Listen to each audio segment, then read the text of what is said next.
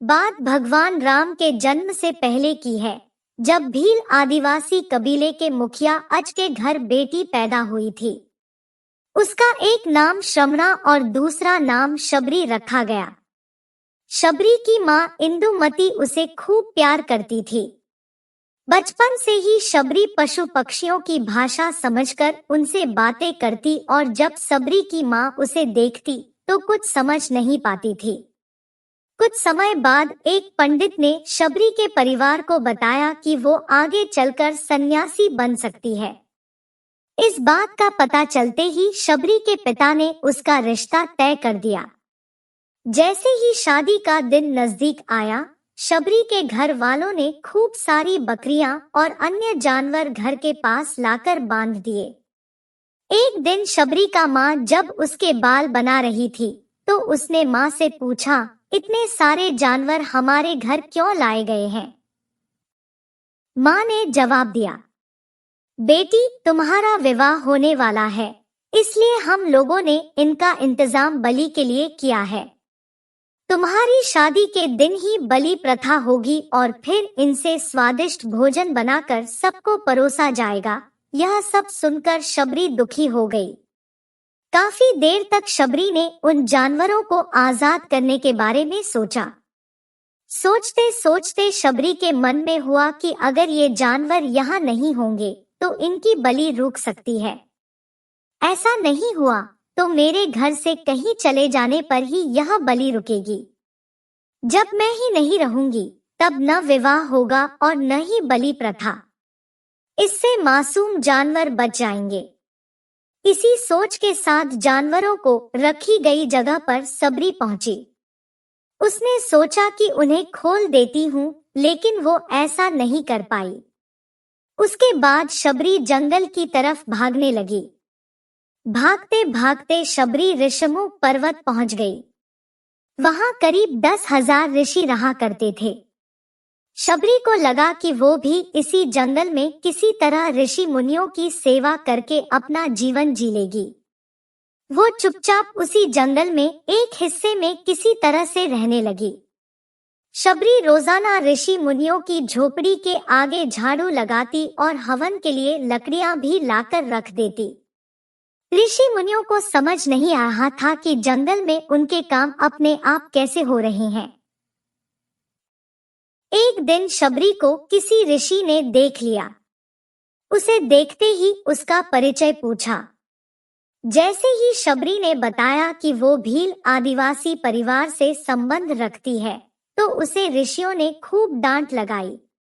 शबरी को इस बात का बिल्कुल भी पता नहीं था कि उसकी जाति छोटी है और उसे ऋषियों द्वारा जाति की वजह से अपमान सहन करना पड़ेगा।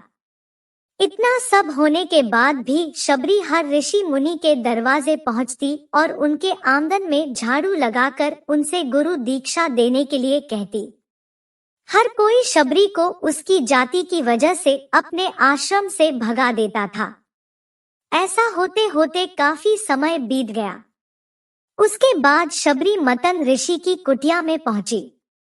वहां पहुंचकर मतन ऋषि को शबरी ने बताया कि वो उनसे गुरु दीक्षा लेना चाहती है। उन्होंने खुशी खुशी उसे अपने गुरुकुल में रहने दिया और भगवान से जुड़ा ज्ञान देते रहे। शबरी ने भी अपने गुरु मतन ऋषि की सेवा करने में कोई कसर नहीं छोड़ी। वो गुरुकुल के भी सारे काम करती थी।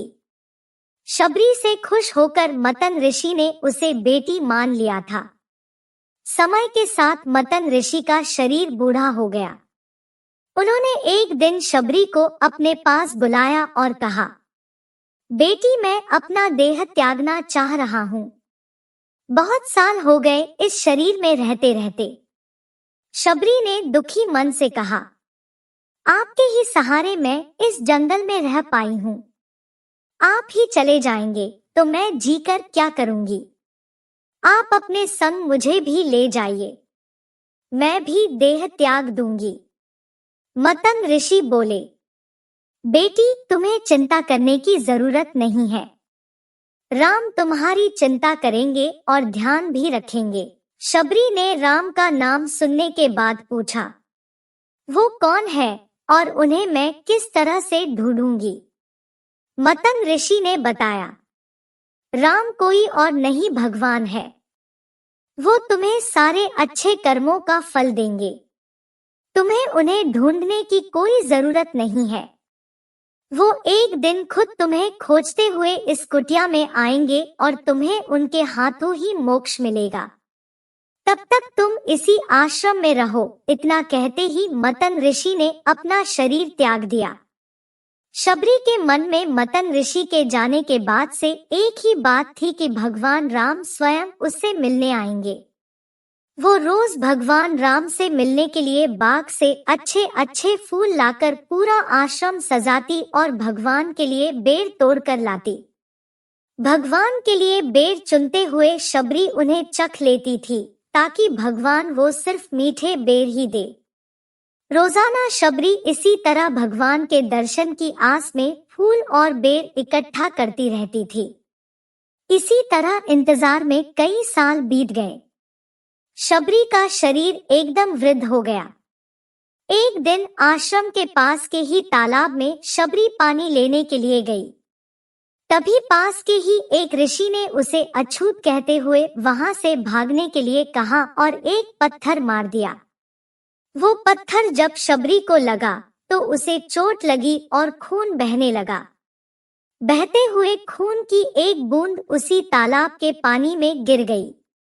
तभी पूरा तालाब का पानी खून में बदल गया। ये सब होता देखकर ऋषि ने शबरी को ही डांटा और कहा कि पापिन, तुम्हारी वजह से पूरा पानी खराब हो गया। रोज ऋषि उस पानी को साफ करने के लिए अपनी कई तरह की विद्याओं का इस्तेमाल करते। कई सारे जतन करने के बाद भी कुछ नहीं हुआ। फिर उन्होंने गंगा जैसी कई पवित्र नदियों का जल भी उस तालाब में डाला। फिर भी तालाब का पानी साफ नहीं हो पाया और वो खून जैसा ही रहा। कई सालों तक तालाब के पानी को साफ करने की कोशिश के बाद भी कुछ काम नहीं आया तो ऋषि ने थककर सब कुछ छोड़ दिया। इस घटना के कई सालों के बाद भगवान राम अपनी पत्नी सीता के हरण के बाद उन्हें ढूंढते हुए उसी तालाब के पास पहुंचे।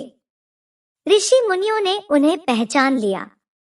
भगवान को वहां देखकर ऋषियों ने तालाब का पानी साफ करने के लिए भगवान को अपने पैर उसमें डालने के लिए कहा, लेकिन पानी जैसे का तैसा ही था। ऋषि मुनियों ने भगवान से भी कई अन्य जतन करवाए, लेकिन वो पानी जस का तस खून जैसा ही रहा। तब भगवान ने ऋषियों से पानी के रक्त में बदलने की कहानी पूछी। तब ऋषि ने शबरी को पत्थर मारने वाली सारी बात बता दी। उसके बाद कहा कि वो महिला ही अपवित्र है, छोटी जात की है, इसलिए ये सब हुआ है।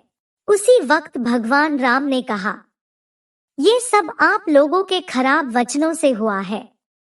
शबरी को इस तरह के शब्द बोलकर आप लोगों ने उसे नहीं बल्कि मेरे दिल को घायल किया है। इसी घायल दिल के रक्त का प्रतीक यह तालाब का लाल पानी है। आगे भगवान राम बोले, कहाँ है वो माई? मैं उनसे मिलना चाहता हूँ। तब तक शबरी उसी तालाब के पास पहुँच जाती है। इस दौरान शबरी के पैर को ठोकर लगती है और कुछ धूल उस तालाब में गिर जाती है। तभी सारा पानी साफ हो जाता है। भगवान सबसे कहते हैं कि देखिए, आप लोगों ने क्या कुछ नहीं किया, लेकिन पानी साफ नहीं हो पाया। अभी सिर्फ इनके पैर की थोड़ी सी धूल ने ही तालाब का पानी साफ कर दिया। भगवान राम को शबरी पहचान चुकी थी। उन्हें प्रणाम करके शबरी ने कहा, भगवान, आप मेरे साथ कुटिया में चलिए। भगवान भी खुशी खुशी शबरी के साथ चल पड़े। फूलों से शबरी ने भगवान राम का स्वागत किया। वो सीधे बेर तोड़ने के लिए बाग गई और चक चक कर उनके लिए बेर लेकर आई। उन्होंने बड़े ही प्यार से भगवान राम और उनके भाई लक्ष्मण को बेर दिए। भगवान राम ने भी उतने ही प्यार से उन बेर को खाना शुरू किया। तभी बेर देखकर मुंह बनाते हुए लक्ष्मण ने कहा, भैया, ये बेर जूठे हैं, इन्हें आप कैसे खा सकते हैं? भगवान ने जवाब दिया, लक्ष्मण, ये जूठे नहीं बल्कि बहुत मीठे हैं। शबरी माई हम सबके लिए ये बहुत प्यार से तोड़ कर लाई है। इतना कहकर भगवान राम प्यार से उन बेर को खाने लगे। भगवान ने जाते हुए शबरी माई से कहा, आप मुझसे जो चाहे वो मांग सकती हैं। शबरी ने उन्हें कहा, मतंग ऋषि के कहने पर मैं आज तक सिर्फ आपके दर्शन करने के लिए जी रही थी। अब आप मुझे मोक्ष प्रदान कीजिए। मैं अपना शरीर आपके सामने ही त्यागूंगी। उसी वक्त शबरी ने अपना शरीर त्याग दिया। भगवान राम ने अपने हाथों से उनका अंतिम संस्कार किया और सीता की खोज में आगे बढ़ गए।